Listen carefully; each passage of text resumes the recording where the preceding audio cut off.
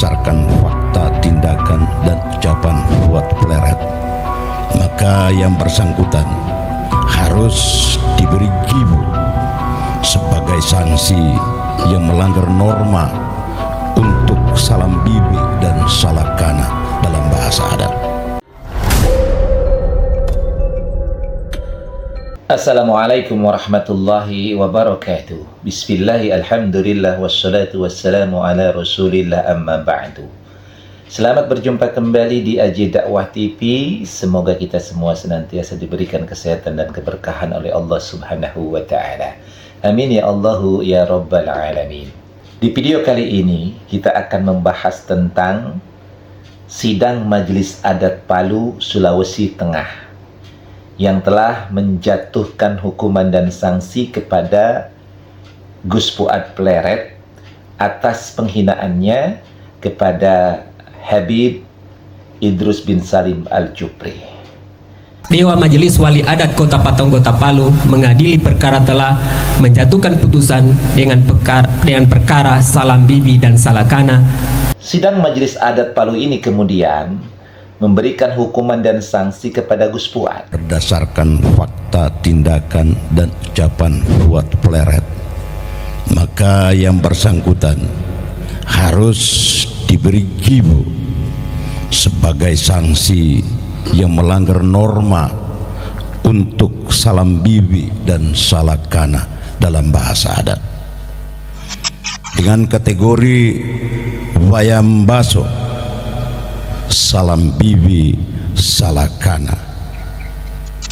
Maka Tosala harus membayar denda berupa beberapa ekor kerbau sesuai keputusan Majelis Sidang Peradilan Adat, meningkat ke sanksi dan perbuatan salah kana, bahwa Tosala harus dipisahkan. Bahasa kailinya tadi nibeko, mohon dicatat kembali. Dalam bahasa kaili itu nibeko itu dipisahkan dari pergaulan masyarakat supaya tidak terpengaruh, terdedikasi lagi masyarakat. Jadi salah kana bahwa Tosala harus nibeko atau dipisahkan dari pergaulan masyarakat, sehingga tindakannya tidak membuat kegaduhan dalam masyarakat. Jauh lebih berat dari hukuman ini adalah nakaputu tambolo atau putus leher jika tindakan yang bersangkutan telah mengakibatkan pertumpahan darah. Di antaranya adalah bahwa Gus Fuad harus menyerahkan 5 ekor kerbau besar pengganti leher, kemudian menyerahkan 5 helai kain kapan putih, kemudian menyerahkan 5 dulang adat tempat kepala, kemudian menyerahkan 5 bilah kelewang atau parang adat, dan kemudian menyerahkan 5 piring putih bermotif daun kelor. Maka selain itu pun Gus Fuad harus membayar uang sedekah sebesar 495 real atau setara dengan 2.236.905. Nah, selain itu pun Gus Fuad ini dikenai sanksi sosial, yakni putus leher atau pengasingan sosial. Artinya bahwa Gus Fuad ini tidak diperkenankan untuk kemudian bergaul dengan masyarakat Palu. Artinya ada sanksi sosial terhadap Gus Fuad untuk tidak boleh lagi masuk ke wilayah Palu. Nah, inilah sanksi atau hukuman yang diputuskan oleh Sidang Majelis Adat Palu, Sulawesi Tengah berkaitan dengan penghinaan yang dilakukan Gus Fuad kepada Habib Idrus bin Salim Al-Jupri.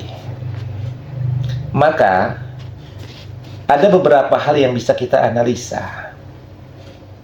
Yang pertama adalah bahwa di dalam hukum kita, hukum adat memang masih diperkenankan.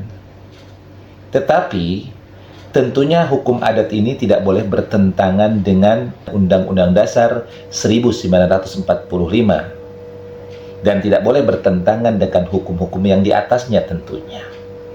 Jadi masih diperbolehkan penggunaan hukum adat ini bagi wilayah-wilayah yang memang memiliki tradisi dan adat. Ya, di antaranya adalah Palu. Tetapi permasalahannya adalah di dalam pasal ini adalah ada pasal penghinaan. Maka penghinaan itu pun kalau kita analisa bahwa Gus Fuad ini bukan orang Palu, maka secara hukum dia tidak terikat dengan hukum adat orang-orang Palu, karena beliau bukan orang Palu, beliau orang Jogja. Maka agak sedikit janggal dan mungkin perlu diperdebatkan tentang hal ini kalau kemudian seorang Gus Fuad yang bukan warga daripada kota Palu atau warga daripada Sulawesi Tengah kemudian dikenakan hukum adat wilayah Palu.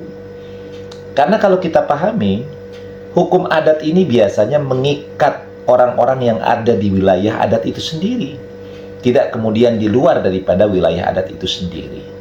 Jadi agak janggal kalau seandainya orang yang bukan orang Palu, orang yang bukan keturunan Palu, orang yang bukan warga wilayah atau masyarakat Palu kemudian harus dihukumi adat dengan menggunakan adat Palu, yang padahal peristiwa itu pun tidak terjadi di kota Palu.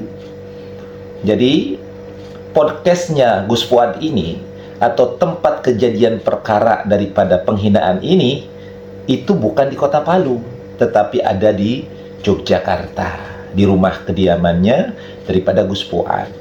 Maka sebenarnya kalau dari sisi lihat hukum adat ini tidak terpenuhi.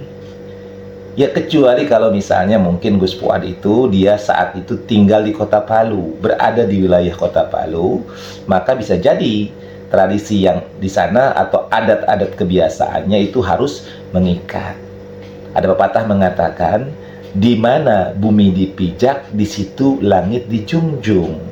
Jadi ketika seseorang berada di wilayah satu tempat, maka kita harus menghormati adat dan tradisi budaya itu sendiri. Nah, di sini baru ada relevansinya seseorang kemudian bisa dikenakan sanksi adat. Nah, kalau kita lihat kasus ini kan Gus Fuad bukan ada di wilayah kota Palu dan bukan warga Palu. Jadi agak sedikit perlu diperdebatkan berkaitan tentang sanksi atau hukuman yang dijatuhkan oleh Majelis Adat Palu terhadap Gus Fuad yang bukan warga Palu. Nah, yang kedua, bahwa delik tentang penghinaan ini sebenarnya kan yang menangani itu sudah ada diakomodir oleh undang-undang kita. Ada yang namanya pengadilan pidana. Delik-deliknya pun sudah ada diatur di dalam KUHP. Ada mekanismenya, ada prosedurnya. Maka tentunya ini adalah sebuah penghinaan bagi pengadilan negara kita. Bahwa dalam masalah penghinaan kemudian ternyata yang dominan itu justru adatnya, bukan pengadilan atau dalam hukum pidananya. Padahal kita ketahui di wilayah Sulawesi Tengah itu atau di kota Palu itu ada pengadilan. Ada pengadilan negeri, pengadilan tingkat pertama yang kemudian akan mengadili di dalam permasalahan-permasalahan pidana di dalamnya. Maka sebenarnya sudah sangat tepat apa yang dilakukan oleh Al-Khairat sebagai lembaga yang merasa dihina oleh Gus Fuad dengan membuat laporan kepada kepolisian dengan pasal penghinaan di dalamnya. Maka ini sudah sangat tepat dan sesuai dengan konstitusional yang diakomodir oleh negara kita. Maka sebenarnya tinggal ikuti prosedur saja tentang berkaitan dengan hukum pidana ini. Nah, itu. Jadi kurang relevan seorang yang bukan warga daripada kota Palu kemudian dihukumi dengan adat Palu. Ya, kecuali kalau dia memang warga Palu, ya asal muasalnya dari Palu, tinggal di Palu, ya mungkin dia terikat dengan adat dan tradisi Palu. Sekarang dia adalah orang Jogja. Yogyakarta memiliki adat tersendiri yang mungkin berbeda dengan daerah-daerah yang lainnya. Kalau semua kemudian menggunakan hukum adat untuk menghakimi semua orang, maka ini urusannya menjadi repot. Hukum akan tumpang tindih di dalamnya. Maka tentunya adalah peranan pemerintah di sini harus tegas, bisa memisahkan dan memilah mana yang bisa jadi kewenangan hukum adat dan mana yang tidak bisa.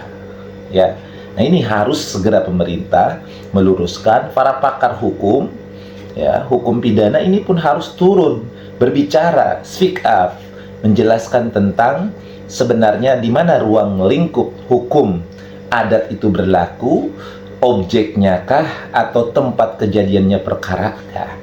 Jangan sampai kemudian ini akan muncul di mana hukum-hukum adat kemudian bisa melakukan hukuman terhadap orang-orang yang mungkin tidak berada di wilayah daripada ruang lingkup adat itu sendiri.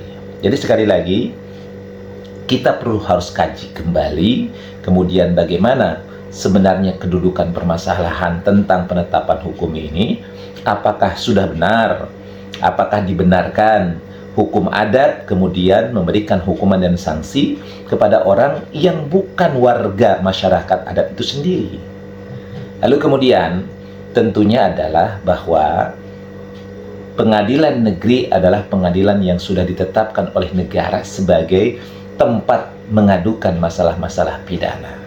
Maka tentunya akan lebih elok dan lebih etis dan lebih tepat bahwa orang-orang yang merasa bahwa ada orang yang melakukan tindak pidana penghinaan, maka dia menggunakan mekanisme ini dengan membuat laporan kepada kepolisian yang nanti akan ditindaklanjuti dengan mekanisme-mekanisme hukum yang telah ditetapkan.